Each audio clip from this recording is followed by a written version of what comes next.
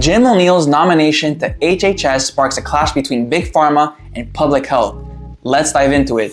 In late November 2024, President Donald Trump made a big move by nominating Jim O'Neill to be the Deputy Secretary of the U.S. Department of Health and Human Services, also known as HHS.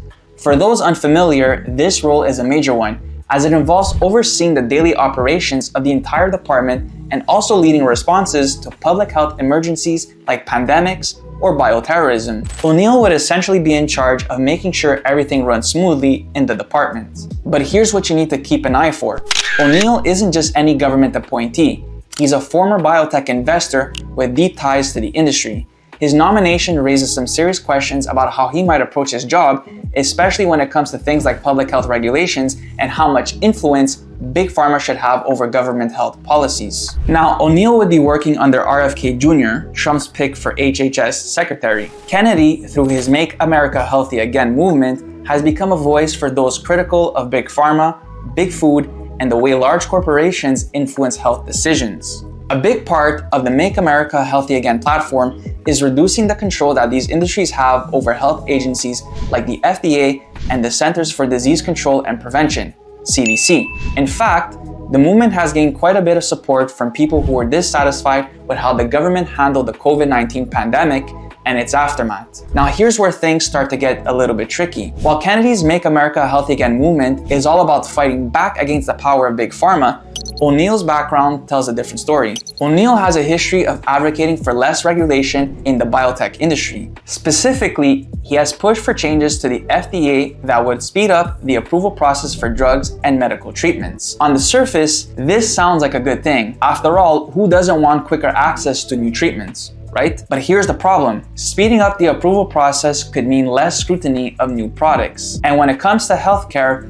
rushing things could be dangerous. We've seen in the past how drugs and therapies that were pushed through quickly can have unintended side effects or fail to live up to their promises. So while O'Neill's approach might help biotech companies get their products to the market faster, it could also put public health at risk by allowing drugs to be sold before they're fully tested. This is where things get complicated for Make America Healthy Again supporters. If O'Neill takes office and pushes for these kinds of deregulations, it would go against what Kennedy and his movement are hoping to achieve. Make America Healthy Again supporters, including Kennedy himself, have been vocal about the need for better oversight of the pharmaceutical industry. They want to see safer, more effective health policies, not an environment where drugs are pushed out the door without enough testing or regulation. And here's where things get even more interesting. O'Neill has been involved with biotech companies that focus on mRNA therapies. These are the same kinds of products that Kennedy and others have been critical of, especially after the rollout of COVID-19 vaccines. So while O'Neill may be advocating for faster approvals of new treatments, those treatments might be exactly the ones that Make America Healthy Again advocates are concerned about. To make matters even more complicated, O'Neill is also on the board of a company that is working on a new treatment for Alzheimer's disease. The treatment in question involves a substance that has been flagged by some health advocates like Kennedy's Children's Health Defense Group as potentially harmful. This substance has been associated with the vaccine autism debate and other health issues, which has made it a controversial topic. It's ironic then that O'Neill would be involved with a company developing this substance, given that Kennedy and others in the Make America Healthy Again movement have warned about neurotoxic ingredients like this. So not only do we have O'Neill pushing for faster drug approvals, but he's also connected to a company developing a substance that could be seen as part of the very issue MAHA critics are concerned about. It's a clear contradiction with the movement's principles, especially when it comes to public health and safety. At the heart of the movement is the idea of reducing industry influence over public health decisions. But if O'Neill's policies reflect his ties to the biotech industry, we could see more of the same, where corporate interests take priority over protecting public health. The term industry capture refers to when regulators and industries become too closely aligned, often to the detriment of the public. If O'Neill were to push for deregulation and faster approvals, it could mean more power for Big Pharma and less protection for consumers. This is especially concerning when you think about the potential risks involved in rushing medical treatments to the market.